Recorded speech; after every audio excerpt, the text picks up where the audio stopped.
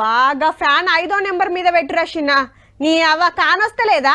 5 మీదనే తిరుగుతుంది. అరే గింతనన్న సల్లగొస్తలేదు కదరా. బయట ఎండ ఎట్లా చంపుతుంది. కూలరు బాగు చేపియమంటే షేపియనలే డాడీ. గా తట్ సంచులన్న తడిపి కిటికీలకు దర్వాజలకు గట్టురా మా అయ్య గాని. యో గిట్లనే ఉండొచ్చు ఇండ్లల్లా. ఉడకపోతే షూరైంది మరి. 124 ఏండ్లల్లా ఎన్నడు కొట్టనంత ఎండ కొట్టిందట ఫిబ్రవరిలోనే. ఇక రేపు ఇంకెట్లుండాలే. గందుకే గీడు దిక్కు చూస్తున్నారు చాలా మంది.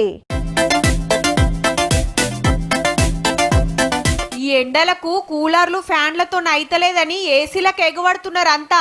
చిన్న కొడుతున్నాయా మరి ఎండలు. లెక్కకైతే మార్చి ఆఖరి నుంచి ఏసీలకు గిరాకీ పెరగాలి. కానీ తాప ఫిబ్రవరి నుంచే లైన్లు కడుతున్నారు. సేల్ కూడా చాలా బాగుంది. లాస్ట్ ఇయర్ కంపేర్ చేసుకుంటే ఈ ఇయర్ కూడా ఎక్కువ సేల్ అయ్యే ఛాన్సెస్ ఉన్నాయి. పర్ డే అనుకుంటే 150-200 వరకు వెళ్తుంటాయి. ఎండలు ఇంకా దంచే కోపు ఉన్నది కాబట్టి ఎక్కువనే అమ్ముడు పోతాయట. ఇప్పటికే రోజుకు 150 నుంచి 200 ఏసీలు అమ్ముతున్నారంటే చూడురిగా. అది ఒక్క షాపులనే. పట్నంలా రోజుకు 10,000 మీదనే అమ్ముడు పోతున్నాయంటే చూడురిగా ఎట్లున్నదో. జిల్లాలను కలిపితే ఇంకింత ఎక్కువే ఉంటది. 1 స్టార్ నుంచి మొదలు పెడితే 5 స్టార్ రేటింగ్ ఉంటది. అంటే రేటింగ్ పెరుగుతా అంటే కరెంటు గాలుడు తగ్గుతుంది, రేటు పెరుగుతుంది. ఇప్పుడు కొత్తగా ఇన్వర్టర్ మోడల్స్ తో వచ్చినాయి మార్కెట్లకు. దీంతోని కరెంట్ ఎక్కువ కాలదట. ఇక 30,000 నుంచి ఉన్నాయి. ఎవ్వల తాకతును బట్టి వాళ్ళు కొనుక్కోబోతున్నారు.